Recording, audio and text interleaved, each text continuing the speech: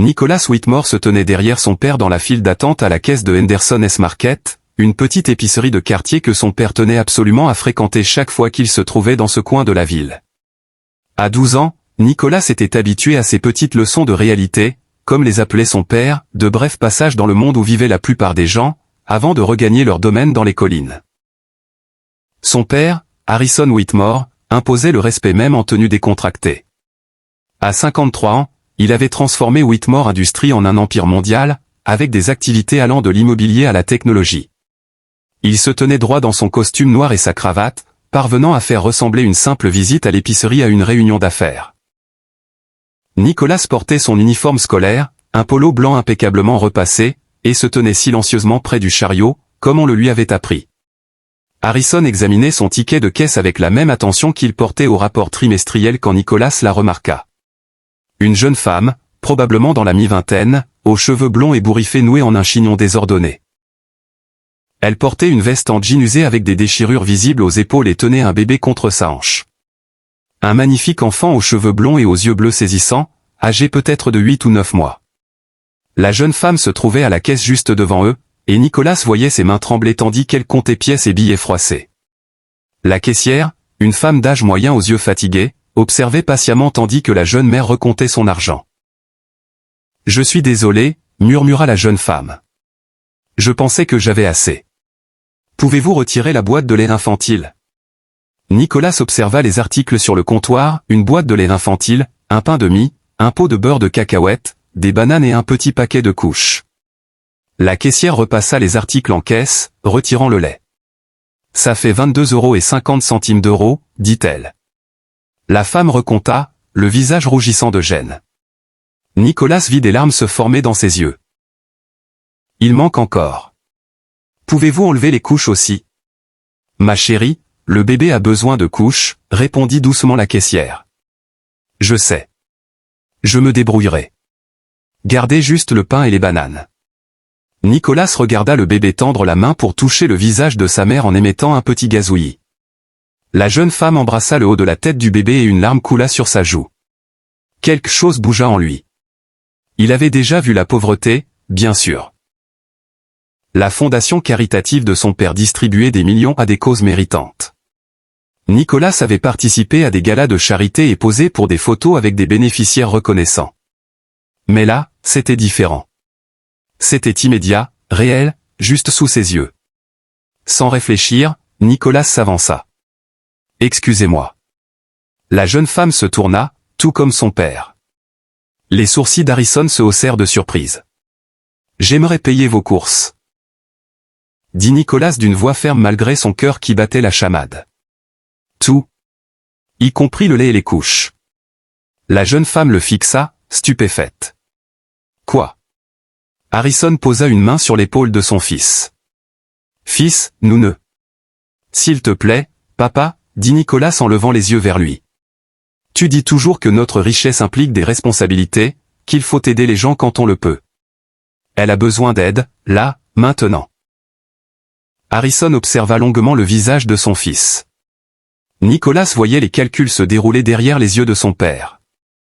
C'était un moment d'enseignement, une occasion d'encourager ou de rediriger. Finalement, Harrison hocha lentement la tête. « D'accord. Mais tu utilises ton propre argent. » Nicholas économisait son argent de poche depuis des mois pour s'acheter la dernière console de jeu. Il avait presque 300 $ dans son portefeuille. Sans hésiter, il le sortit et s'approcha du comptoir. « Remettez tout, » dit-il à la caissière. « Tous les articles qu'elle voulait, et ajoutez ce dont elle pourrait avoir besoin en plus. » La jeune femme secoua la tête, les larmes coulant librement. « Je ne peux pas vous laisser faire ça. Vous n'êtes qu'un enfant. »« Je veux aider, » répondit simplement Nicholas. « S'il vous plaît. » La femme regarda le bébé dans ses bras, puis revint à Nicholas. « Pourquoi ?» Nicholas réfléchit à la réponse. Il observa le bébé qui le fixait de ses yeux bleus curieux, suçant son petit poing. « Parce que tout le monde mérite de manger, et que les bébés ne devraient pas manquer de lait ni de couches juste parce que l'argent manque. » La caissière repassait déjà les articles, ajoutant le lait et les couches. « Ça fait 38,75 €, dit-elle doucement. » Nicolas tendit 2 billets de 20 $. Gardez la monnaie. Peut-être qu'elle pourra prendre quelques petites choses en plus. La jeune femme resta figée, les larmes ruisselant sur son visage. Je ne sais pas quoi dire. Merci ne suffit pas, vous n'avez rien à dire, répondit Nicolas. Prenez juste soin de votre bébé.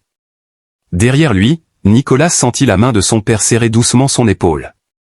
Quand il se tourna, il vit quelque chose d'inattendu dans les yeux d'Harrison, pas de la désapprobation, mais de la fierté.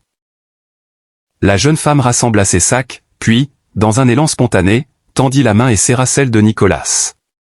Vous êtes un ange. Vraiment.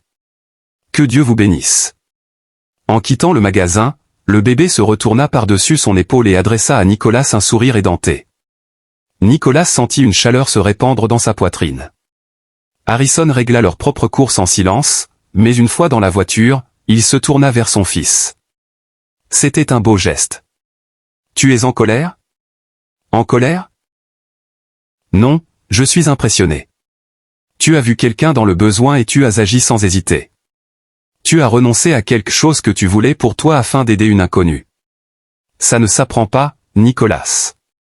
C'est du caractère.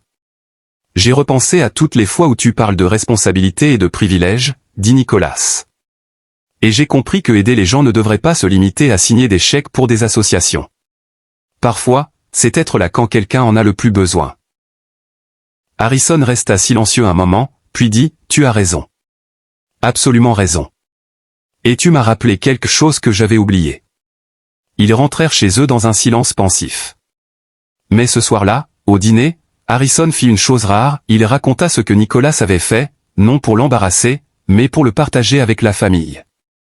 La mère de Nicolas, Victoria, une femme raffinée qui parlait habituellement de protocoles philanthropiques avec mesure, le surprit en versant une larme. C'est magnifique, Nicolas. Je suis tellement fier de toi. Sa grande sœur Caroline, rentrée de sa première année à l'université, le regarda avec un nouveau respect. C'est plus mature que la moitié des gens que je connais à la fac. La plupart sont trop occupés à dépenser leurs fonds de placement. Mais la plus grande surprise arriva le lendemain. Harrison appela Nicolas dans son bureau, une pièce que Nicolas associait généralement à des discussions sérieuses sur les notes ou le comportement. « Assieds-toi, fiston », dit Harrison en désignant l'un des fauteuils en cuir. Nicolas s'assit, incertain de ce qu'il attendait. « J'ai beaucoup réfléchi à ce qui s'est passé hier », commença Harrison, à ce que tu as fait et surtout à pourquoi tu l'as fait. Ça m'a fait réaliser que j'abordais la charité de travers. Que veux-tu dire? Harrison se cala dans son fauteuil. J'écris des chèques à des organisations. J'assiste à des galas. Je mets mon nom sur des bâtiments. Mais je n'aide pas vraiment les gens. Pas comme tu l'as fait hier. Je ne les vois pas. Pas vraiment. Il se leva et marcha jusqu'à la fenêtre, regardant les pelouses impeccables du domaine. Quand j'étais petit, plus jeune que toi, ma famille n'avait rien. Mon père cumulait 3 emplois pour nous nourrir. Je me souviens de ce que ça faisait de voir ma mère compter les pièces pour faire les courses. De voir son visage quand elle devait remettre des choses en rayon parce qu'on ne pouvait pas se le permettre. Nicolas avait entendu des bribes de cette histoire, mais jamais avec autant d'émotion dans la voix de son père. Je m'étais promis que quand j'aurais réussi, quand j'aurais de l'argent, je n'oublierai jamais ce que ça faisait. Mais j'ai oublié, Nicolas. J'ai oublié jusqu'à ce que je te voie t'avancer hier, sans une seconde d'hésitation, prêt à renoncer à quelque chose que tu voulais pour aider quelqu'un qui en avait plus besoin. Tu m'as rappelé qui j'étais avant que l'argent ne me change. Harrison se tourna vers son fils. Je te propose quelque chose.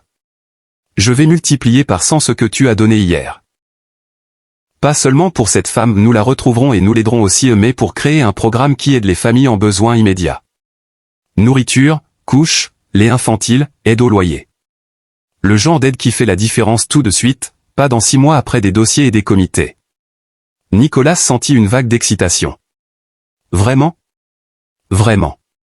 Et je veux que tu m'aides à le concevoir. Tu as vu quelque chose que j'avais cessé de voir. Tu peux m'aider à m'assurer qu'on le fait bien, qu'on aide les gens comme ils en ont réellement besoin, pas comme un conseil d'administration pense qu'ils devraient en avoir besoin. Au cours des mois suivants, Nicolas travailla avec son père à la création du fonds d'assistance directe Whitmore. Ils embauchèrent des travailleurs sociaux pour repérer les familles en crise. Ils nouèrent des partenariats avec des épiceries et des pharmacies locales pour fournir une aide immédiate. Ils mirent en place une ligne téléphonique où les gens pouvaient appeler quand ils avaient besoin d'aide sur le champ, pas la semaine ou le mois suivant. Mais ils firent aussi autre chose. Une fois par mois, Harrison et Nicholas se rendaient à Henderson S Market en vêtements ordinaires, et ils observaient. Quand ils voyaient quelqu'un galérer à la caisse, compter ses pièces ou remettre des articles, ils intervenaient discrètement pour aider. Harrison découvrit que ces visites le recentraient d'une manière que son bureau ne pouvait jamais égaler.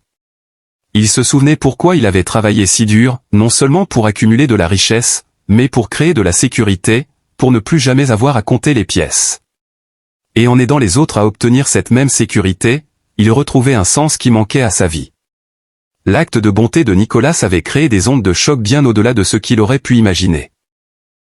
Ses amis de l'école privée entendirent parler de son geste et plusieurs commencèrent à faire du bénévolat dans des banques alimentaires et des refuges. Sa sœur Caroline changea de filière, passant des affaires au travail social, inspirée par l'exemple de son petit frère. Mais l'événement le plus surprenant survint 6 mois après cette journée à l'épicerie. Nicholas et son père étaient à Henderson S Market lors d'une de leurs visites mensuelles quand Nicholas reconnut un visage familier. C'était la jeune femme de ce jour-là, mais elle paraissait différente. Ses vêtements étaient propres et soignés. Ses cheveux étaient bien coiffés. Elle avait l'air en bonne santé, reposée, et le bébé dans ses bras. Nicholas reconnut ses yeux bleus éclatants portaient un body propre et semblait heureux et épanoui. La femme repéra Nicholas au même instant et s'approcha, le visage illuminé par la reconnaissance. « C'est vous. J'espérais tellement vous recroiser un jour. »« Bonjour. » répondit Nicholas, sincèrement heureux de la voir aller si bien. « Je m'appelle Sarah. Et voici Tommy. Je ne m'étais même pas présenté correctement ce jour-là. J'étais dans un tel état. »« Vous faisiez de votre mieux, » dit Nicholas. « C'est tout ce qu'on peut faire. » Les yeux de Sarah brillèrent. « Je veux que vous sachiez ce que votre gentillesse a signifié ce jour-là. J'étais au fond du gouffre. Mon mari nous avait quittés 2 mois plus tôt, j'avais perdu mon emploi. Je vivais chez une amie, mais j'allais me retrouver à la rue. Pas d'argent, pas de soutien, plus d'espoir. Et puis vous, ce gamin en uniforme scolaire, vous avez avancé et vous m'avez aidé sans jugement, sans me faire sentir honteuse. Vous m'avez vu comme une personne, pas comme un cas social. » Elle changea Tommy de hanche. « Après ce jour, j'ai décidé que je devais chercher de l'aide. J'ai appelé un foyer pour femmes et ils m'ont mis en relation avec des ressources. Je suis entré dans un programme qui m'a aidé à trouver un emploi dans le logement social. Ça fait 3 mois que je travaille. Tommy et moi avons notre propre appartement. C'est petit, mais c'est à nous. Et tout a commencé parce que vous m'avez montré qu'il y avait encore de la bonté dans ce monde, que tout le monde n'avait pas abandonné des gens comme moi. » Harrison, qui se tenait discrètement à côté, s'avança. « Sarah, je suis le père de Nicholas. Je me demandais si vous accepteriez de partager votre histoire avec notre fondation. Nous essayons d'aider les familles dans des situations comme la vôtre, et entendre quelqu'un qui est passé par là serait précieux. » Sarah accepta et, avec le temps, elle devint porte-parole du fonds d'assistance directe Whitmore, racontant son histoire pour réduire la stigmatisation autour de la demande d'aide. Elle reprit aussi des études pour devenir travailleuse sociale, décidée à aider les autres comme on l'avait aidée. Des années plus tard, lors de sa remise de diplôme de lycée, Nicholas fut invité à prononcer un discours. Il se tint devant ses camarades, beaucoup issus de familles aisées comme la sienne, et leur raconta cette journée à l'épicerie.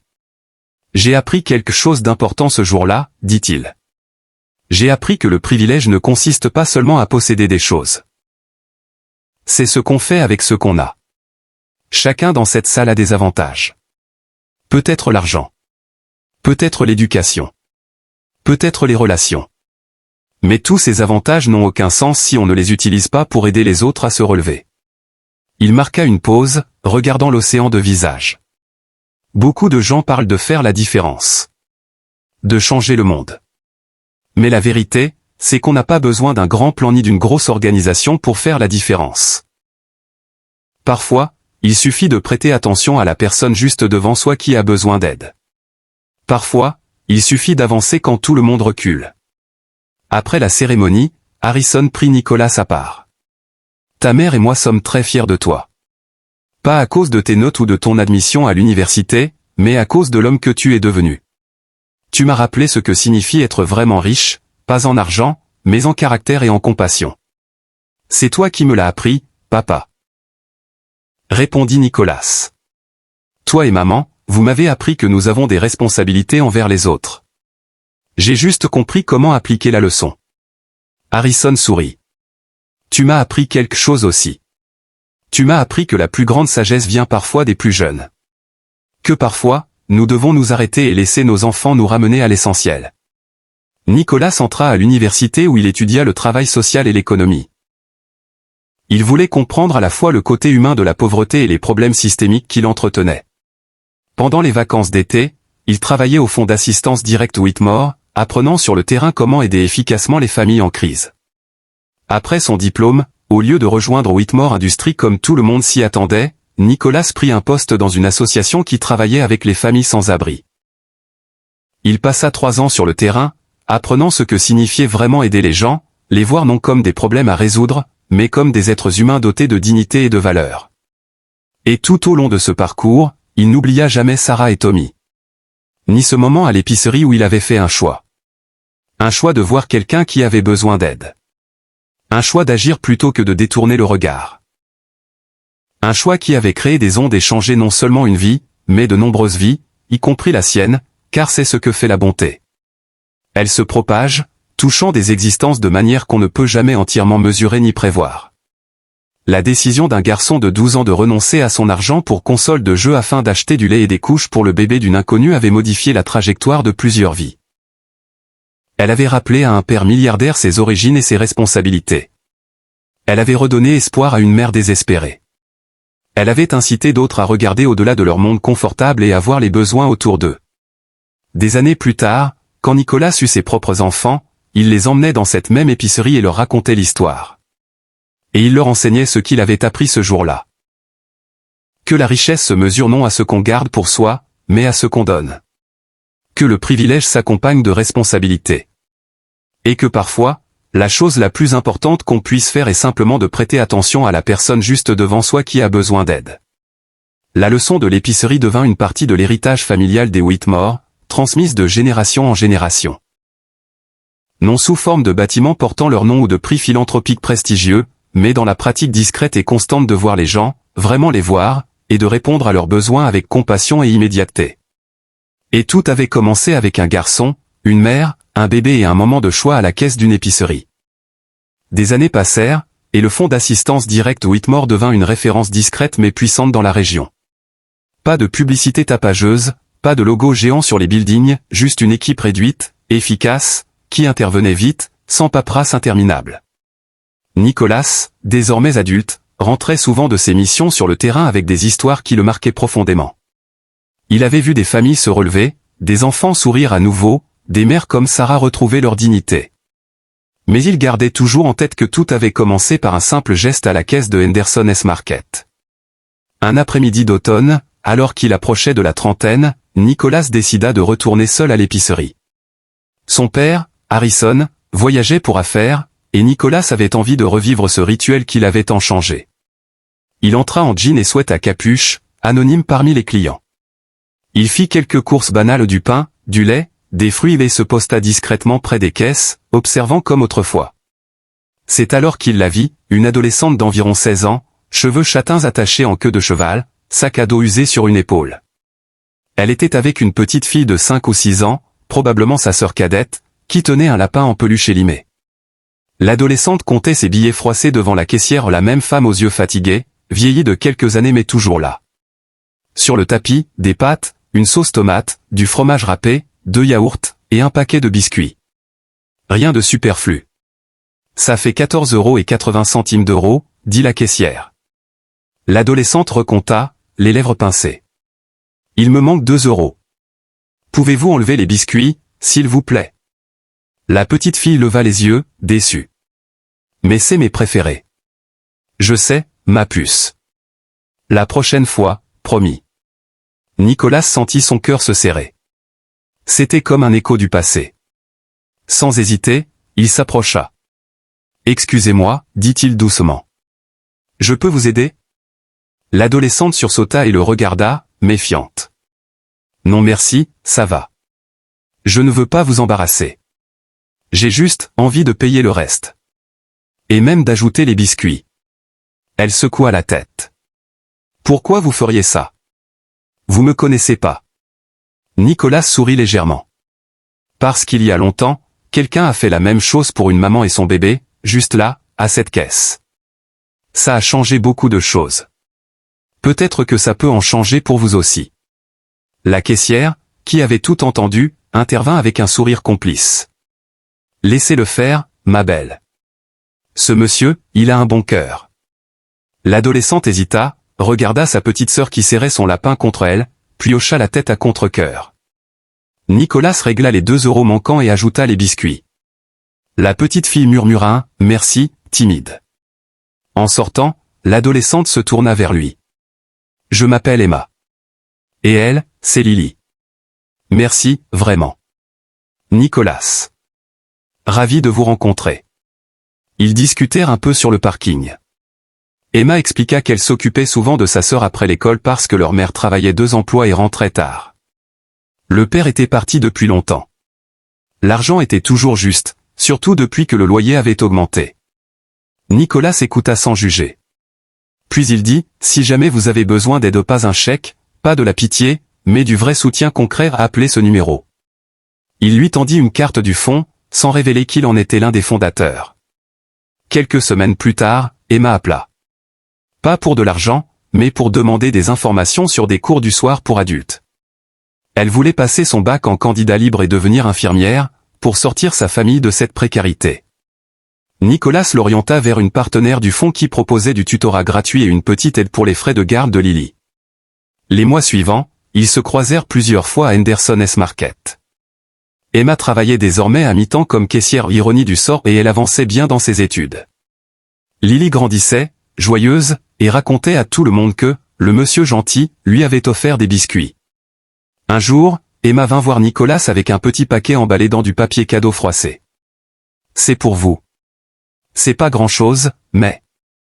À l'intérieur, une photo encadrée d'elle et Lily, prise à la plage l'été précédent, et un mot écrit à la main. Merci d'avoir vu en nous plus qu'une dette à la caisse. Vous avez cru en moi quand je n'y arrivais plus. Vous avez continué ce que quelqu'un avait commencé pour une autre maman il y a longtemps. On ne l'oubliera jamais. Emma et Lily. Nicolas garda la photo sur son bureau. Quand Harrison rentra de voyage, il la vit et demanda l'histoire. Nicolas raconta tout. Le père posa une main sur l'épaule de son fils, comme il l'avait fait des années plus tôt. Tu vois, dit Harrison. Ce n'était pas juste un moment. C'était un début. Et maintenant, c'est toi qui passes le relais. Nicolas sourit. Non, papa. C'est nous. Ensemble. Et ainsi, l'histoire continua de se propager, non pas comme une légende, mais comme une chaîne invisible de gestes simples. À chaque fois qu'une personne tendait la main à une autre dans le besoin, à chaque fois qu'on choisissait de voir plutôt que d'ignorer, le souvenir de ce jour à la caisse se ravivait. Un petit garçon avait donné son argent de poche. Une mère avait retrouvé espoir. Une adolescente avait repris confiance en l'avenir. Et des vies, les unes après les autres, changeaient doucement, durablement. Car la vraie richesse, finalement, ne s'épuise jamais quand on la partage.